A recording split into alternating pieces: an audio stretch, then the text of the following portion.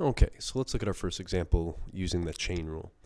They tell us the polynomial function y equals 16x to the fourth power minus 8x squared plus 1, which, by the way, you could differentiate fairly easily right now. But they tell us it's equal to this factorization here, 4x minus 1, that quantity squared. That's actually not quite true because there's a typo in your notes. This needs to be, and you should write this in right now, this needs to be 4x squared minus 1 squared. And that would give us our x to the power of 4 here. So make that change really quick while you're thinking about it. And so now they tell us that this kind of representation of y is the composite of, if we define this term in here, 4x squared minus 1, let's think of that as u. Let's replace it with something simpler.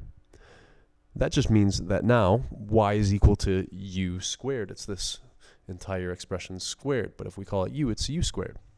And we've defined u to be 4. We need to change it here to 4x squared minus 1. Okay. So we want to use the chain rule to find dy dx, the derivative of y with respect to x. So let's go ahead and do that. If we back up a little bit and go back to the end of our Fulcrum and Lever kind of conclusion here, we observed that we thought that the change of y with respect to x was equal to the product of the change of y with respect to u, and then the change of u with respect to x.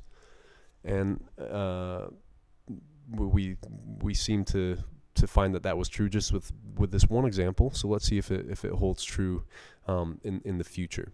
I'm just going to write that down again here. So I'll write dy dx is equal to the derivative of y with respect to u. Remember, u was kind of like that segment in between our two fulcrums, our intermediary variable. And then du with respect to dx. So really all we have to do is find these two things and then multiply them together, and that should be equal to our derivative of y with respect to x. So if we just look at this first part, dy du, well, we've written this equation here, y equals u squared. So we should be able to find the derivative of that fairly easily. U squared, the derivative would just be 2u.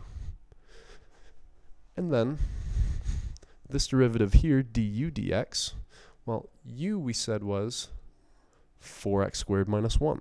So du dx is going to be, well, 8x, and that's it, because our 1 drops out.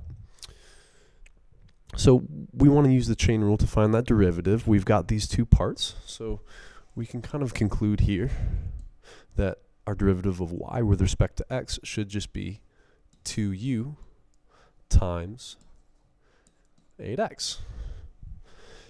But we would hope that this would be all in terms of x, but we've got this u here. But our derivative, it's really only dealing with y and x. U is just something that we made up as this kind of go-between x and y to make our lives easier when we were differentiating. So we really need to switch that back. We can do that. Let's just reverse substitute. We said that u was 4x squared minus 1. So this is just 2 times 4x squared minus 1. Again, still times 8x. And we could certainly leave it like that in factorized form, and that's our derivative. But let's just expand it for now. This will be 8x squared minus 2 all times 8x. And then if I distribute again, I'm going to get 8x times x squared is 64x cubed. 8x times 2 is minus 16x. So this right here is our derivative, dy dx.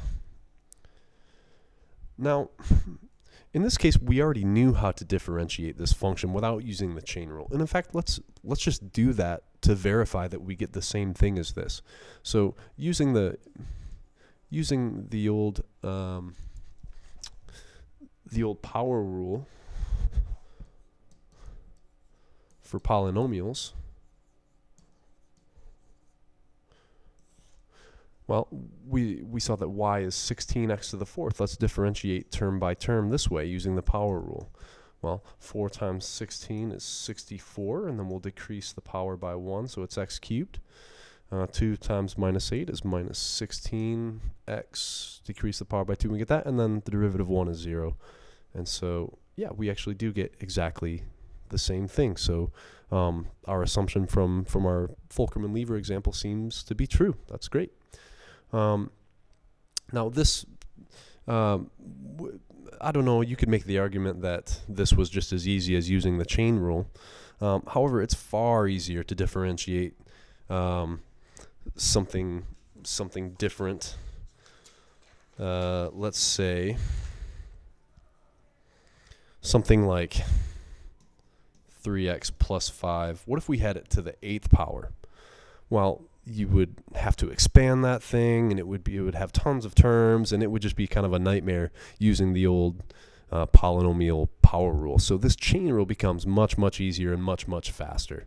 And so it's going to be pretty powerful for us to use to add to our sort of differentiation arsenal. So that's our first example.